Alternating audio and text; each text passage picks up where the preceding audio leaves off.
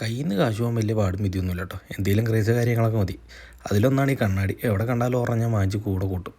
അങ്ങനെ നേരെ റൂമിലേക്ക് വന്നു. കുളിയും നനയും പാസ്സാക്കിയിട്ട് നേരെ വിട്ടത് ഷിഫയിലേക്കാണ് കേട്ടോ. ഈനാക്കണ്ണൻ്റെ റൂമിലേക്ക്, ഡ്യൂപ്ലിക്കേറ്റ് അണ്ണൻ്റെ റൂമിലേക്ക്. അവിടെ ചെന്നപ്പോൾ ഇന്ന് അവിടെ ചെറിയൊരു ബർത്ത്ഡേ പാർട്ടി കാര്യങ്ങളൊക്കെ ഉണ്ട്. അപ്പോൾ നിങ്ങൾ ഓർക്കും 45 ദിവസമായിക്കളവന് എന്ത് ബർത്ത്ഡേ പാർട്ടി എന്ന്. പുള്ളിയുടെ അല്ല, വേറെ ആളുടെയാണ്. 2 കപ്പലണ്ടിയും കയ്യിൽ നിന്നിട്ട് പുള്ളി പറഞ്ഞു കയ്യും വെച്ച് ചുമ്മാ ഇരിക്കാൻ. വേറെ ഒന്നല്ല, വീഡിയോ എടുത്ത് ഓരോ കോപ്രായങ്ങൾ കാണിക്കുന്നുള്ള പേടിയായിരുന്നു. നോക്കിയപ്പോഴത്തേ സൗദ നിൽക്കുന്നു. പുള്ളിയുടെ കുട്ടിയാണ് കേട്ടോ, ഈനാക്കണ്ണൻ്റെ. നോക്കിയപ്പോഴത്തേക്ക് ഷാജഹാനും വന്നു. പിന്നെ റിഷാദ് കട നേരിലും പറ്റിയാണ് ബർത്ത്ഡേ ബോയ് വന്നു. ഇതാണ് എൽദോ, മിസ്റ്റർ എൽദോ.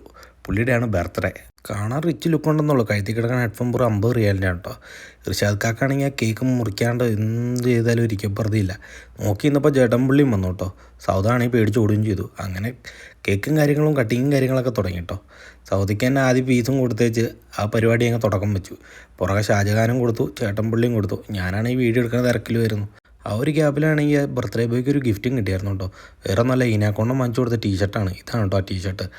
അങ്ങനെ ഷാജഹാനാണ് വെകളി മൂത്ത കേക്കും മുറിച്ച് ഋഷാക്കാക്ക് ഒരു പീസും കൊടുത്തു. വീഡിയോ എടുക്കണ കാരണം പുള്ളിക്ക് വലിയ കടിയും പിടിയൊന്നും പിടിക്കാൻ പറ്റിയില്ല. ഞാനൊരു പീസ് എടുത്തു, നൈസായിട്ട് കടിയും കടിച്ചു. നോക്കി ഇന്നപ്പോഴത്തേക്ക് ഒരു 5 ഗ്ലാസ് പായസവും കൊണ്ട് തന്നു കേട്ടോ.